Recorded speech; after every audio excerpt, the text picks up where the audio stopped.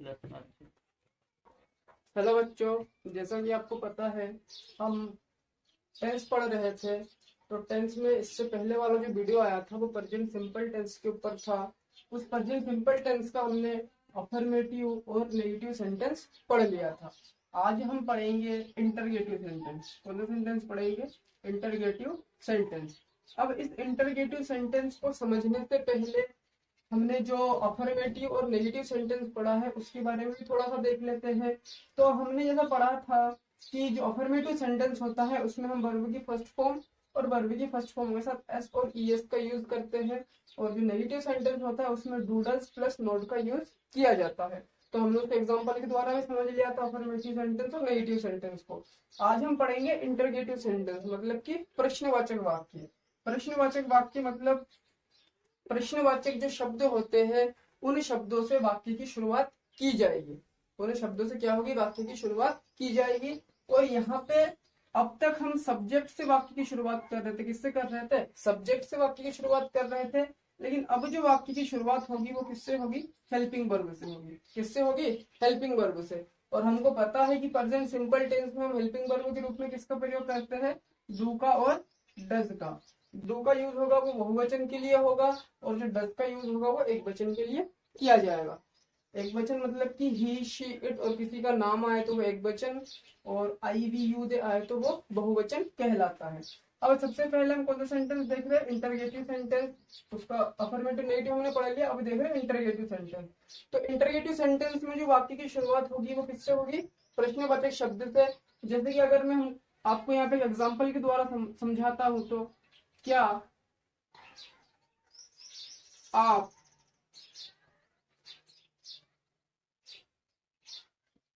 खाना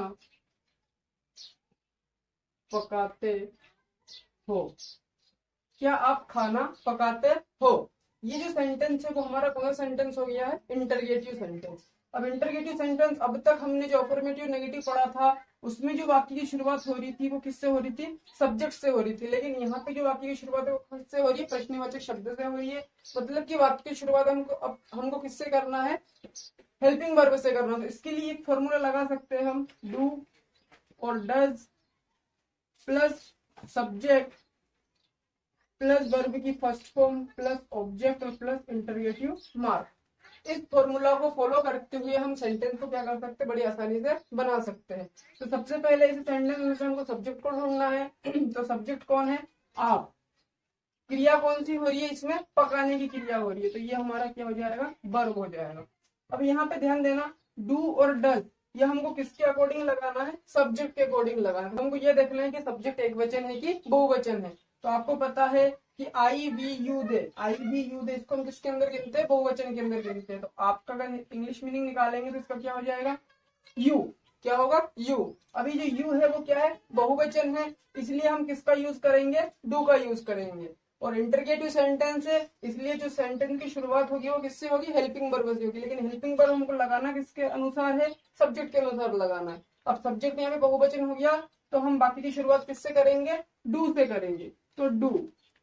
अब उसके बाद किसको जोड़ना है? सब्जेक्ट को जोड़ना है। तो हम क्या कर देंगे? आपका जो इंग्लिश मीनिंग होता है वो क्या होता है? Do you.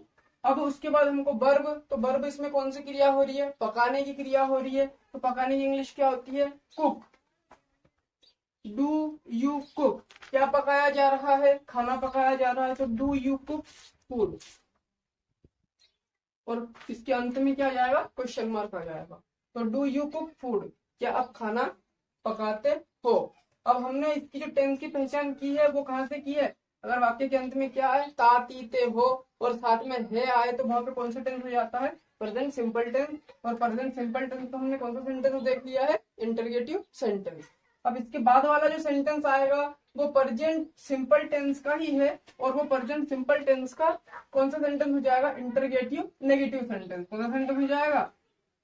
Interrogative negative sentence. मतलब कि प्रश्नवाचक के साथ साथ उसमें क्या रहेगी? नकारात्मकता भी रहेगी। तो प्रश्नवाचक के साथ साथ जब नकारात्मकता हो तो उस सेंटेंस को किस प्रकार से बनाया जाता है उसको भी समझ लेते हैं। तो सबसे पहले वही सिंपल सी बात है, बाकी की शुरुआत हेल्पिंग वर्ब से करनी है। तो हेल्पिंग वर्ब से करेंगे तो डू और डज उसके बाद किसको जोड़ना है हमको, सब्जेक्ट को जोड़ना है, ये सब्जेक्ट हमने जोड़ दिया।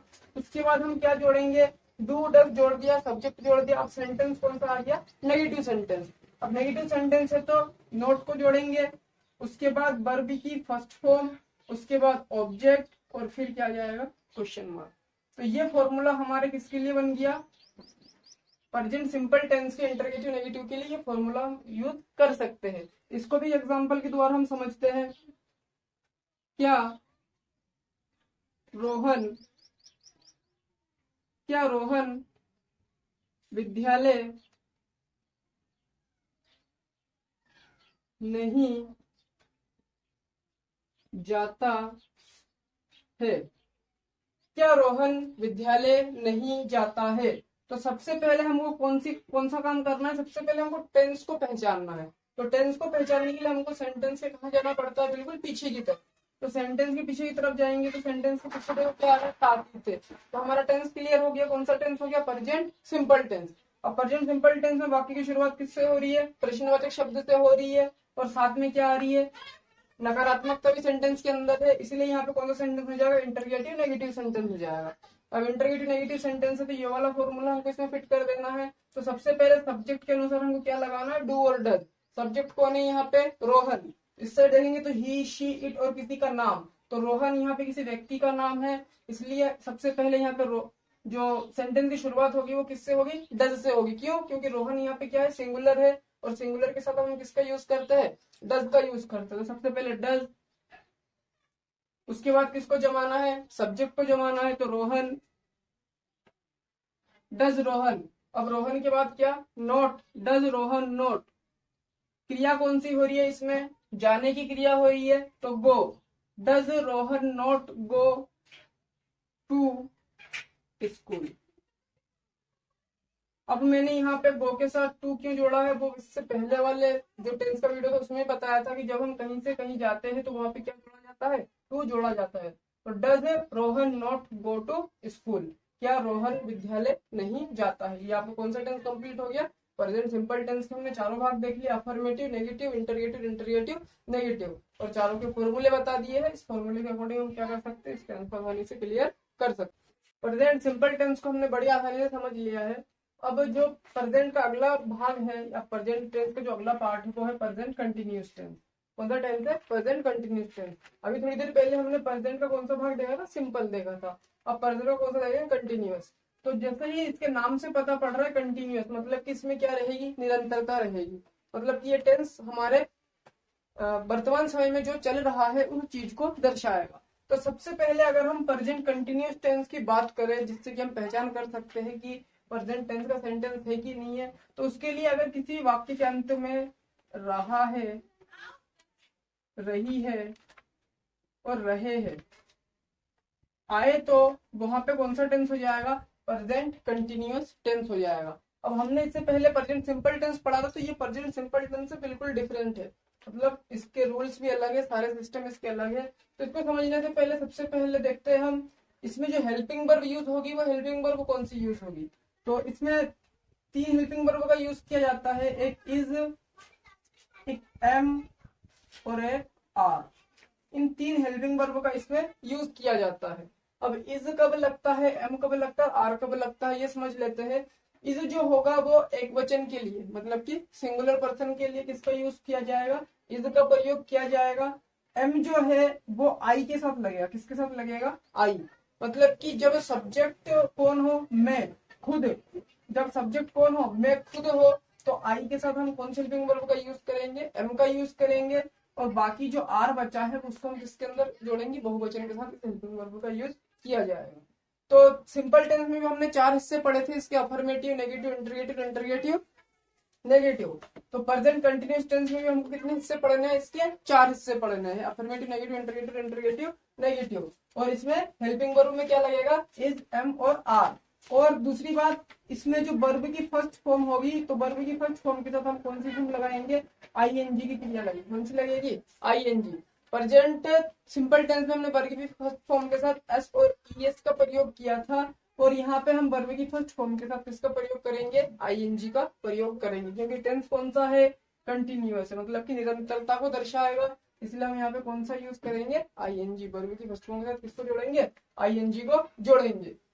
तो सबसे पहले भाई अफर्मेटिव सेंटेंस को अगर हम देखते हैं, किसको देखेंगे, अफर्मेटिव सेंटेंस। तो अफर्मेटिव सेंटेंस के लिए सबसे पहले हमको इसका फॉर्मूला याद होना चाहिए। तो आप लोगों को पता है कि फॉर्मूले में सबसे पहले हम किसको बिठाते हैं, सब्जेक्ट को बिठाया जाता है। तो सबसे पहले सब्जेक्ट, उसके बाद किसको जोड़ेंगे, हेल्पिंग वर्ब को जोड़ा जाएगा। किसको जोड़ा जाएगा, हेल्पिंग वर्ब को जोड़ा जाएगा। उसके बाद क्या जोड़ेंगे, वर्ब की फर्स्ट फॉर्म। और टेंस कौन सा है, कंटिन्यूअस टेंस है, तो वर्ब की फर्स्ट फॉर्म के साथ आईएनजी, और लास्ट में क्या आ जाएगा, ऑब्जेक्ट आ जाएगा। ये हमारा फॉर्मूला बनके तैयार हो गया है। अब इसकी पहचान मैंने तुमको बताई है हिंदी में क्या है। अगर वाक्य के अंत में रहा, रही, रहे, आए, तो वहां पे कौन सा टेंस हो जाएगा, प्रेजेंट कंटिन्यूअस टेंस हो जाएगा। तो इसको भी उदाहरण के द्वारा हम समझ लेते हैं। इसका एग्जांपल हो सकता है, तो हमने प्रेजेंट कंटिन्यूअस टेंस के अफर्मेटिव सेंटेंस का फॉर्मूला यहाँ पे बना लिया है। अब इस फॉर्मूले के हिसाब से क्या कर देना है, सेंटेंस को बना देना है। तो सबसे पहले हमको इसकी पहचान देखनी है। तो वाक्य के अंत में क्या आ रहा है, रहा, रही आ रहा है, मतलब कि यहाँ पे कौन सा टेंस हो जाएगा, प्रेजेंट कंटिन्यूअस टेंस हो जाएगा। तो प्रेजेंट कंटिन्यूअस टेंस होते सबसे पहले सब्जेक्ट ढूंढेंगे। सब्जेक्ट यहाँ पे कौन है, मैं, क्योंकि मैं के द्वारा क्या किया जा रहा है, काम किया जा रहा है। वो काम कौन सा हो रहा है, लिखने का हो रहा है। तो यहाँ पे ये कौन सा क्या हो जाएगा, वर्ब, और ये बाकी जो बचा है वो हमारा क्या कहलाएगा, ऑब्जेक्ट कहलाएगा। तो सबसे पहले हमको किसको लगाना है, सब्जेक्ट को लगाना है। तो आई। अब आप लोगों को पता है कि जब सब्जेक्ट में आई हो तो हम हेल्पिंग वर्ब में किसको जोड़ेंगे, एम को जोड़ेंगे। एक वचन के लिए इज और बहुवचन के लिए आर। तो आई एम, क्रिया कौन सी हो रही है, लिखने की क्रिया हो रही है। तो आई एम राइटिंग, क्या लिखा जा रहा है, किताब लिखा जा रहा है, एक पुस्तक लिखा जा रहा है। तो I am writing a book, I am writing a book in दिनों, तो these days. I am writing a book these days. इस प्रकार से हम क्या कर सकते हैं, प्रेजेंट कंटिन्यूअस टेंस के अफर्मेटिव सेंटेंस को समझ सकते हैं।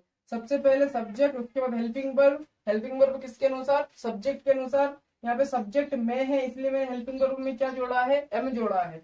अगर यहाँ पे ही होता तो मैं यहाँ पे क्या जोड़ देता, इज। और अगर यहाँ पे यू होता तो मैं यहाँ पे क्या जोड़ देता, आर। क्यों जोड़ता, क्योंकि यहाँ पे ही है, तो ही एक वचन है, इसलिए मैं हेल्पिंग वर्ब में क्या जोड़ता, इज जोड़ता। और यहाँ पे यू बहुवचन है, तो जब सब्जेक्ट बहुवचन होता तो आर जोड़ा जाता। लेकिन यहाँ पे सब्जेक्ट कौन है, मैं, तो मैं के साथ मतलब आई के साथ क्या जोड़ा जाएगा, एम को जोड़ा जाएगा। तो ये हमारा प्रेजेंट कंटिन्यूअस टेंस का कौन सा सेंटेंस हो गया, अफर्मेटिव सेंटेंस हो गया। प्रेजेंट कंटिन्यूअस टेंस का नेगेटिव सेंटेंस, इसका फॉर्मूला, बस इसमें एक चीज जोड़ना है हमको। क्या जोड़ना है, हेल्पिंग वर्ब के बाद नोट को जोड़ देना है। बाकी जो अफर्मेटिव फॉर्मूला है वो फॉर्मूला बिल्कुल सेम ही रहेगा।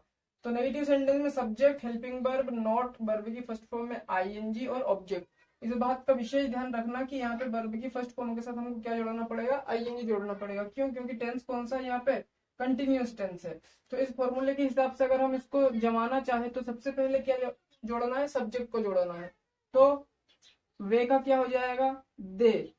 अब यहाँ पे ये एक वचन है कि बहुवचन है, तो आई, वी, यू, दे, इसको हम किसके अंदर गिनते हैं, बहुवचन के अंदर गिनते हैं। तो सबसे पहले सब्जेक्ट के अकॉर्डिंग हम किसको जोड़ेंगे, हेल्पिंग वर्ब को जोड़ेंगे। तो दे आर, हेल्पिंग वर्ब के बाद क्या जोड़ना है, नोट, दे आर नोट। क्रिया कौन सी हो रही है, इसमें आने की क्रिया हो रही है। They are not coming. यहाँ पे हमने कम इसलिए नहीं लिखा क्योंकि हमको कौन सी फॉर्म चाहिए, आईएनजी वाली फॉर्म चाहिए, इसलिए कम का हमने क्या कर दिया, कमिंग कर दिया। दे आर नॉट कमिंग, कब नहीं आ रहे हैं, अगले सोमवार को नहीं आ रहे हैं। तो ऑन नेक्स्ट मंडे। ये क्या हो गया हमारा प्रेजेंट कंटिन्यूअस टेंस का इंटरगेटिव नेगेटिव। तो प्रेजेंट सिंपल टेंस और प्रेजेंट कंटिन्यूअस टेंस का दो हिस्सा ये कंप्लीट